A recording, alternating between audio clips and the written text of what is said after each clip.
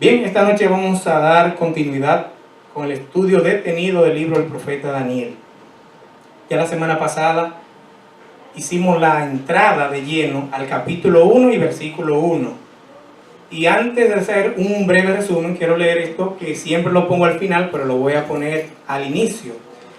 Nos dice la mensajera del Señor: se necesita un estudio mucho más detenido de la palabra de Dios. Especialmente Daniel y el Apocalipsis deben recibir atención como nunca antes. La luz que Daniel recibió de Dios fue dada especialmente para estos postreros días. Se encuentra en Testimonios para los Ministros, entre la página 102 y 113, y fue escrito en 1896. La semana pasada habíamos iniciado el capítulo 1 y versículo 1, y específicamente la primera parte, desarrollando qué es Judá y qué era eso del rey Joacim. Y vimos desde Adán hasta el tiempo de Daniel todo el linaje que Dios escogió, desde Adán a Noé, y a través de los hijos de Noé, específicamente a través de Sem, llegamos hasta Abraham, Isaac, Jacob, que luego es Israel, y forma ese pueblo que estuvo en Egipto, y que a través de ese gran líder, Moisés, fue sacado de Egipto, y luego a través de Josué se llega a la tierra que Dios ya le había prometido, y vimos la distribución de las diferentes tribus de los territorios en la tierra prometida por Dios. Y ese ciclo que entró el pueblo después de la muerte de Josué, en el que estuvo fiel a Dios, se apartaban de Dios, entraban las calamidades, rogaban a Dios, y Dios levantaba un líder que vimos que son conocidos como los jueces. Y vimos todos los jueces también. Esto es simplemente un repaso.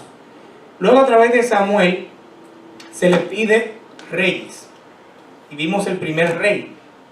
Pero antes de eso vimos que Samuel el profeta no estuvo de acuerdo, consulta a Jehová, tampoco Dios está de acuerdo, y dice: no te preocupes, Samuel, porque ellos están rechazándome a mí, no a ti.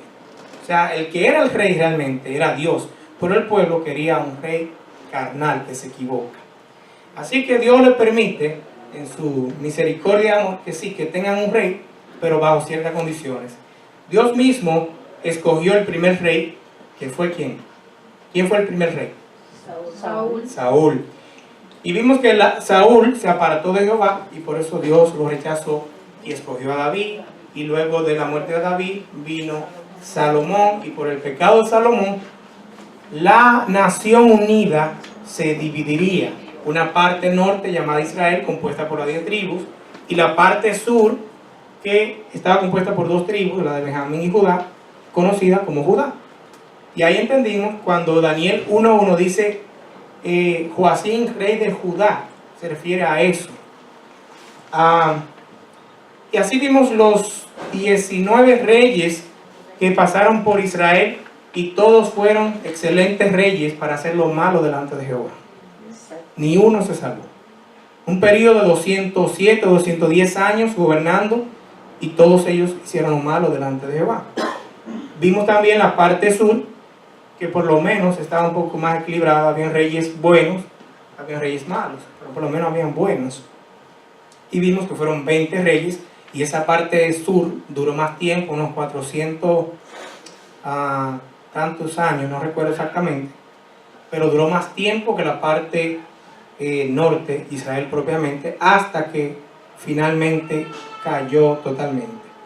Y uno de los reyes que vimos también, y algo importante, fue que el rey Joacim no fue el último rey de Judá.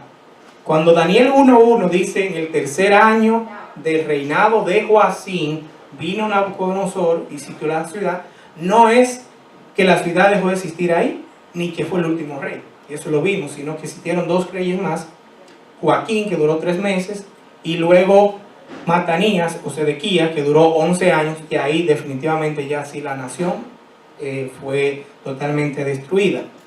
Y eso es importante para que podamos entender que Joacim, que es el rey que estudiamos, no fue el último.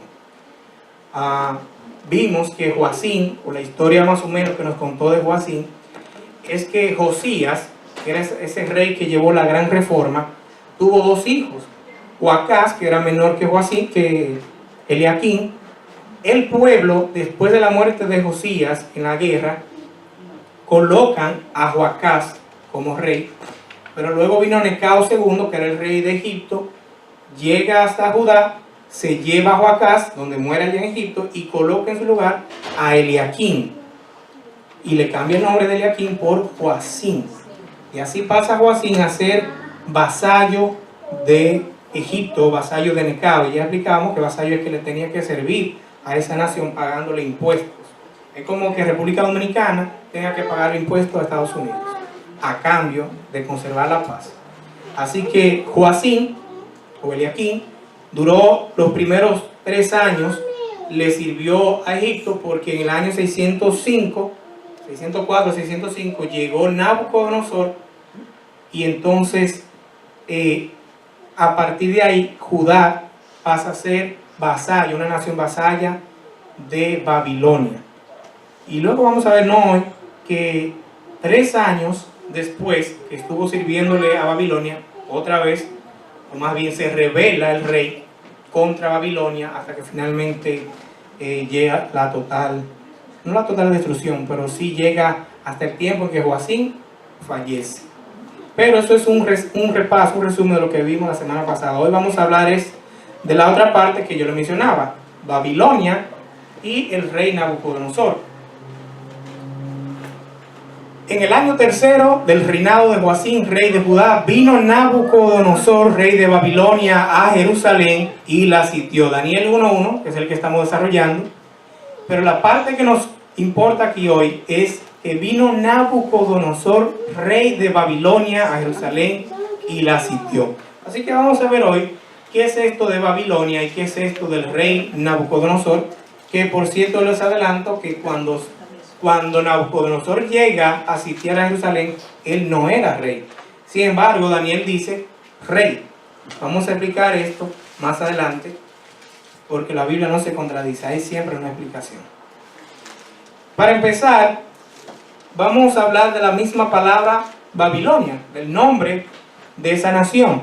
La palabra Babilonia, el término Babilonia, podríamos remontarlo a lo que es la civilización más antigua que haya pasado sobre esta tierra, que fueron los sumerios. Y los sumerios tenían un idioma que era el sumerio, ya es un idioma muerto, o sea, nadie lo habla como primer idioma. Y en sumerio aparece una palabra, una frase más bien, que es Ka-Dingirra. El sumerio pasa, como le dije, muere, y en su lugar lo ocupa el acadio, que es otro idioma.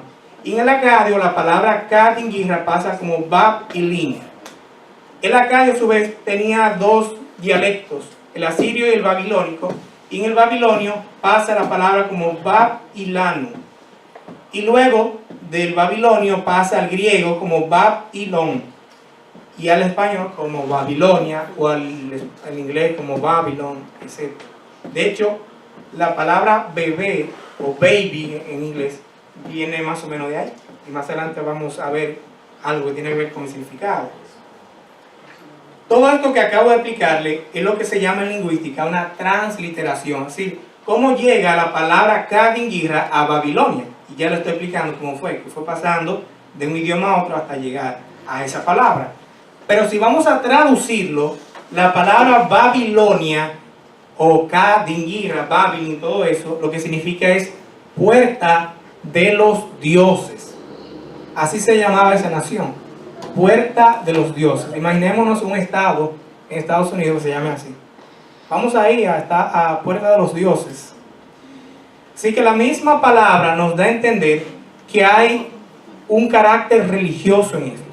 Creer que hay una puerta y creer que por esa puerta vienen dioses en plural. Así que ahí empezamos con el término de Babilonia. Ya sabemos que es un nombre blasfémico. Porque existen ¿cuántos dioses? Un solo Dios verdadero. Y aquí dicen dioses que entran, ¿sí? Que entran por una ciudad. Y la razón por la cual se le coloca ese nombre tan blasfémico a una ciudad, a una nación, es porque ellos creían que en esa tierra, no en Nínive ni en Asiria, sino ahí, esa era como la puerta por donde sus dioses se comunicaban con los habitantes de la tierra. Por eso le pusieron Babilonia. Y vamos a remontar un poquito más también, como lo hicimos la semana pasada, no tanto como hasta Adán, sino hasta Noé. Conocemos la historia que Noé entró y salió del arca con sus 3 hijos, Sem, Cam y Jafet. Ahora, la semana pasada hablábamos que el linaje que Dios escogió fue a través de Sem, pero también hay un linaje que sigue a través de Cam, y es el que nos importa esta noche. Por vía de Cam hay unos cuantos hijos. Miren, aquí está Cus, Misraim, Fut y Canaán. Este que está aquí, Cus, hijo de Cam, tuvo varios hijos, pero tuvo uno que resaltó en la historia de la humanidad, que se llamó Nimrod. Y en Génesis 10:8 nos dice, y Cus engendró a Nimrod, quien llegó a ser el primer poderoso en la tierra.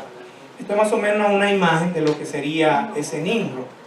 Y cuando aquí dice primer poderoso, se está refiriendo a que era un rey, que después del diluvio, ese fue el primer gobernante, el primer dictador, el primer emperador, todo lo que usted quiera entender, pero esa es la idea, que era un poderoso en ese sentido.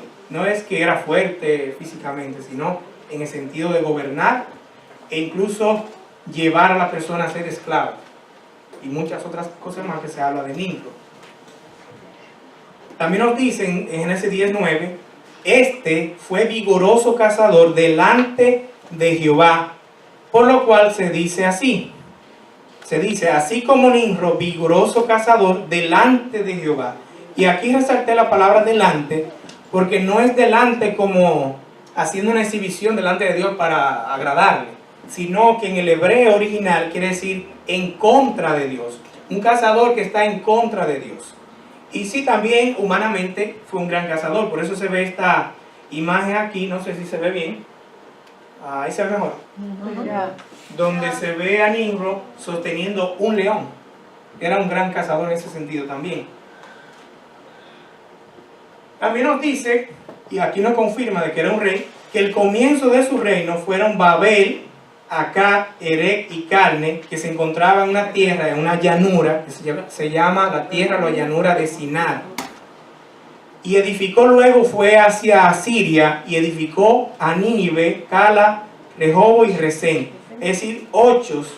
Pero no eran simplemente 8 ciudades, sino que se conocen como ciudades-estados, es decir, países. O sea que el imperio que tuvo este hombre fue de 8 países.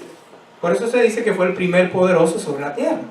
Porque un hombre que gobierne, no estamos hablando de un sistema democrático, estamos hablando de algo dictatorial. Y ahí vemos a Nimrod. Hay más pasajes bíblicos, creo que en Crónicas, no recuerdo, y también extra bíblicos que hablan mucho de Nimrod, y todo lo que habla es negativo, de que era un tirano, que era malo, e incluso se llegó a deedificar. Y su influencia llega hasta hoy en día. Porque estamos hablando del tiempo de Noé, señores. Este fue bisnieto de Noé. Eso no fue ahora. No voy a entrar en más detalles de Nimrod porque no es el tema, pero hay muchas cosas religiosas actualmente todavía que vienen de ahí, de Nimrod. Y aconteció que cuando salieron de Oriente, hallaron una llanura en la tierra de Sinar, que fue la que le mencioné, una llanura, y se establecieron allí. Y dijeron, vamos, edifiquémonos una ciudad y una torre. ¿Cómo se llamaría esa torre? La torre de Babel. ¿Y entonces cómo se llamaría la ciudad? Porque aquí dice edifiquémonos una ciudad y una torre. Y usted me dice que la torre de Babel y la ciudad, ¿cómo se llamaría? Babilonia. ¿Seguro? Babilonia. ¿Y por qué se llama entonces torre de Babel y no torre de Babilonia?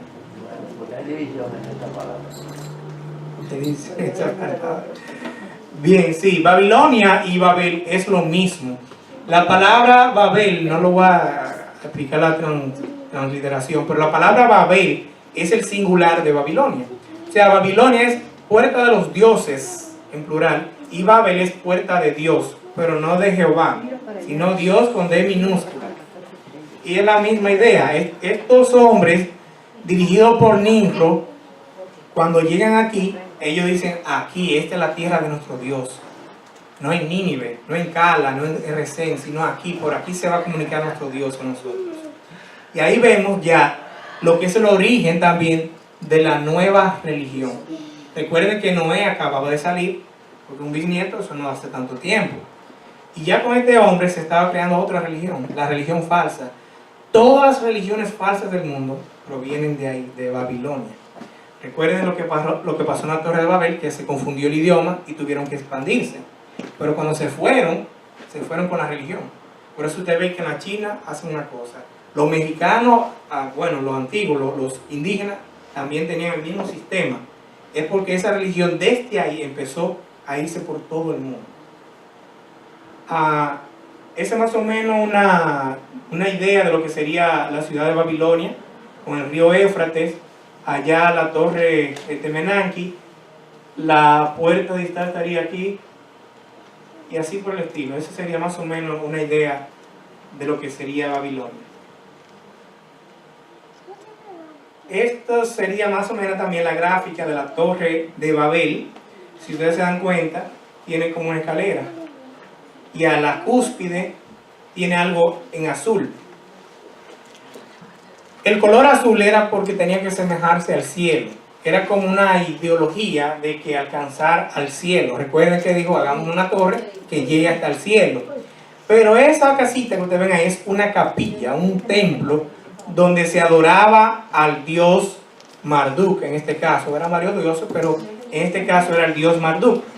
Y el único que podía subir hasta allá arriba era el rey de Babilonia, sea quien fuera.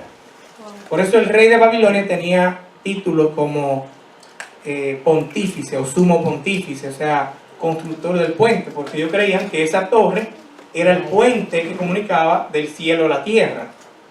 El nombre de este tipo de torres es Sigurat. Esta no es la única. En Ur, donde vivía Abraham, había una. Los aztecas también tenían otra. En la China y así por diferentes partes del mundo hay este tipo de pirámide o de torre que es para un culto a los dioses.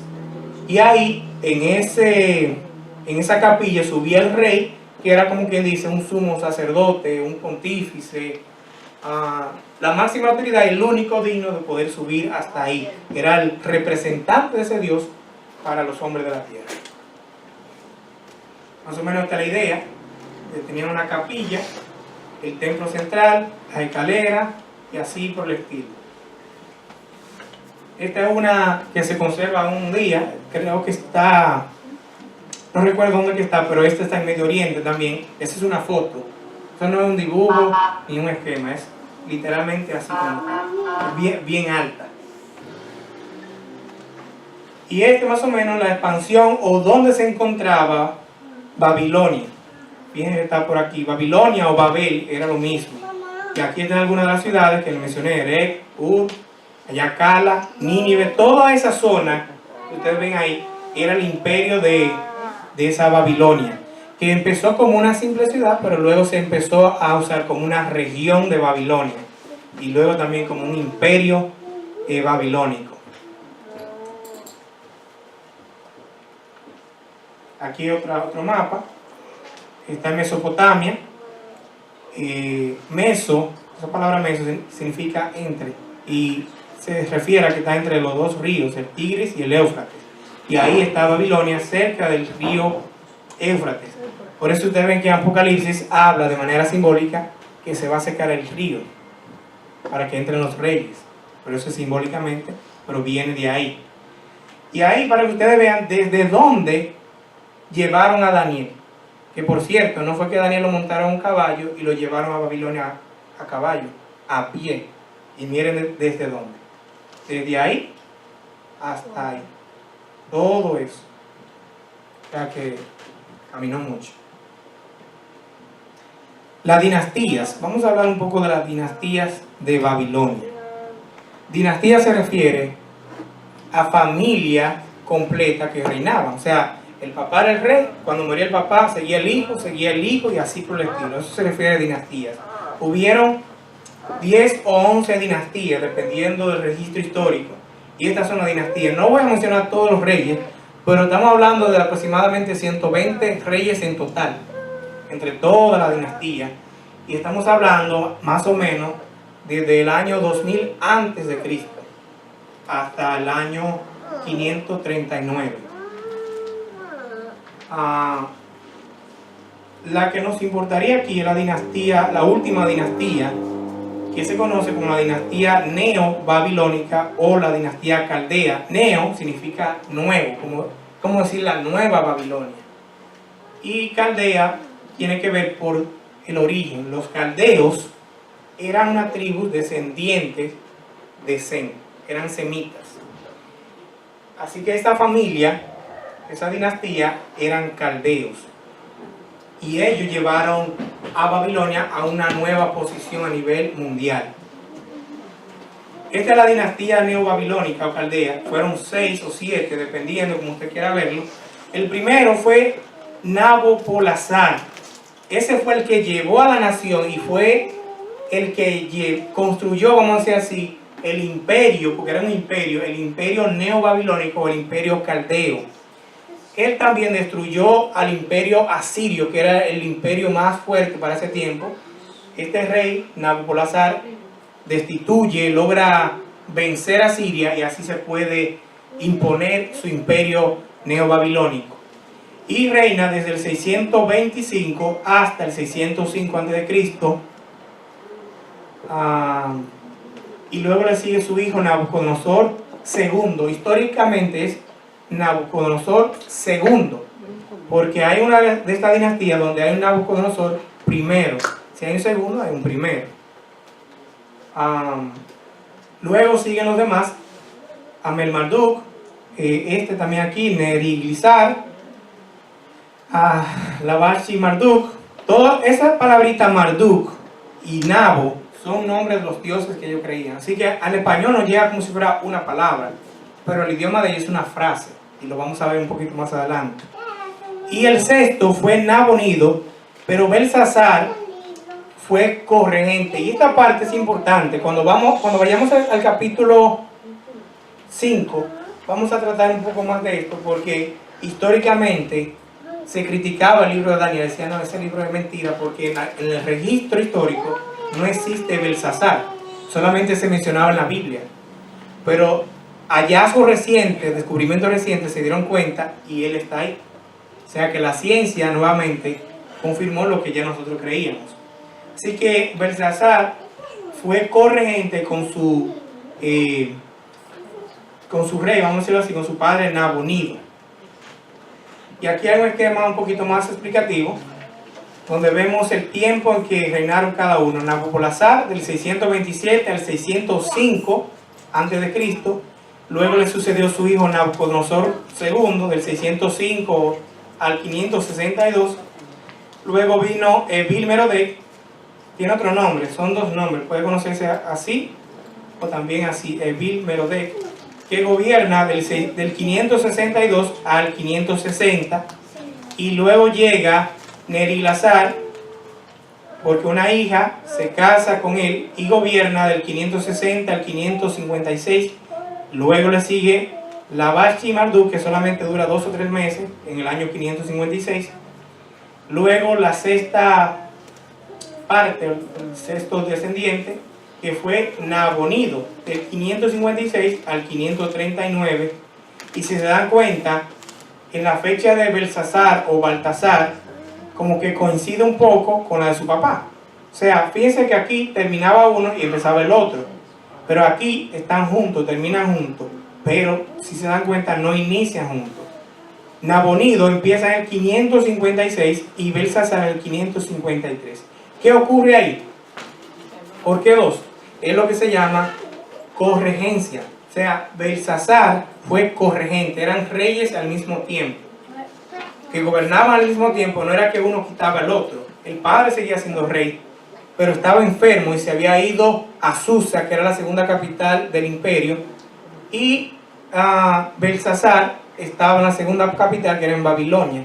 Cuando estudiemos el capítulo 5, ahí vamos a hablar un poquito más de eso. Y tenemos ahí una imagen más o menos. En ese tiempo no había fotografía, pero una idea de Nabopolassar, que era el padre de Nabucodonosor. Fue un rey caldeo, como mencionamos, fundador del imperio neobabilónico y artífice de la caída del imperio asirio. Su reinado comenzó el 23 de noviembre del 626 a.C. y falleció el 15 de agosto del 605 a.C. Y aquí más o menos cómo se expandió Babilonia, que para ese tiempo era una expansión considerable. Y digo considerable porque cuando estudiemos el Imperio de Roma, vamos a ver que Roma es mucho más amplio que eso, y Grecia también. Pero para ese tiempo abarcó mucho. Miren, aquí está Egipto y Arabia, y miren todo eso, ¿ven? Incluyendo Jerusalén. Fueron mucha la extensión realmente de esa Babilonia. Luego vimos que viene su hijo Nabucodonosor II. Más o menos la historia lo que cuenta es que Nabucodonosor era el príncipe y su padre lo envió para que dirigiera las tropas del ejército de Babilonia. Y así fue que llegó hasta Judá. Y ustedes ven en la historia, dice Daniel 1:1, que llega el rey Nabucodonosor y rodea la ciudad. Yo le mencioné al inicio que no era rey. ¿Hay contradicción con la Biblia? No. Si yo le digo a ustedes, el presidente de los Estados Unidos compró un edificio en el 99. ¿Hay contradicción en eso? No. Yo me estoy refiriendo a Donald Trump porque actualmente tiene el título de presidente. Él no compró el edificio siendo presidente. No sé si cogieron la idea. Además, recuerden que Daniel escribe el libro después que él llega a Babilonia. Y sí, ya cuando él estaba en Babilonia, o sea, cuando escribe el capítulo 1 y versículo 1, ya Nabucodonosor era rey. Lo que ocurrió fue lo siguiente: cuando Nabucodonosor llega hasta Judá y la rodea, su padre se estaba muriendo. Si él no llega a tiempo, otro coge el lugar. Así que él tuvo que irse a tomar el trono, pero mientras tanto, él le ordena a los soldados, lo que dice el capítulo 1, versículo 2, que elijan jóvenes, capaces, que se lleven parte de los tesoros del templo y que lo lleven hacia Babilonia. Él se va por una ruta bien corta y llega hasta donde está su padre para tomar el trono. A partir de ahí, 605, entonces sí es el rey Nabucodonosor. Eso fue más o menos lo que ocurrió en la historia. Su nombre en acadio es Nabucudurriusor. Es interpretado como: oh Nebo. Recuerden que yo dije Nebo es un dios. Oh Nebo, defiende mi corona, o defiende mi imperio, defiende mi estela, o defiende mi trabajo. Es como una exclamación a su dios. Y fue el hijo mayor del que hablamos, de Nabopolassar, naciendo en el 630 a.C. y falleció el 7 de octubre del 562. Es decir, que gobernó 43 años, y cuando inició a gobernar tenía aproximadamente 27 años de edad, cuando él tomó el trono. Era bien joven. El reino de él fue del 604 o 605 aproximadamente hasta el 662 a.C. y murió en Babilonia entre el segundo y sexto mes del año 43 de su reinado. Y ahí vimos ya que a partir de ahí le siguieron sus descendientes. Esto es más o menos lo que hemos traído hoy de la historia de Babilonia y del rey Nabucodonosor. Creo que ahora podemos entender un poquito más estos dos bandos. Por un lado tenemos el pueblo de Dios, Judá. A pesar de que fue un pueblo rebelde, era el pueblo de Dios. Y vimos el rey Joacim. Y por otro lado vemos a Nabucodonosor con su reinado de Babilonia. Nabucodonosor, por cierto, continuó el trabajo de su papá. Reconstruyó los templos, reconstruyó acueductos, la economía y muchos sistemas que existían en la nación, y la llevó hasta ser joya y orgullo de los caldeos. Por eso dice el profeta Isaías, si no me equivoco, la llama así: Babilonia, joya, perla, orgullo de los caldeos. Porque realmente era una Babilonia bien interesante, era una ciudad, una nación bien bonita. Aquí, si ustedes ven eso, por ejemplo, para ese tiempo eso era demasiado avanzado. Eso era una tecnología demasiado avanzada. Tener una ciudad así tan organizada y con tantas murallas, eso era demasiado para ese tiempo. Por eso también la Biblia llama la Gran Babilonia, porque fue un imperio de un esplendor incomparable. Vamos a dejarlo hasta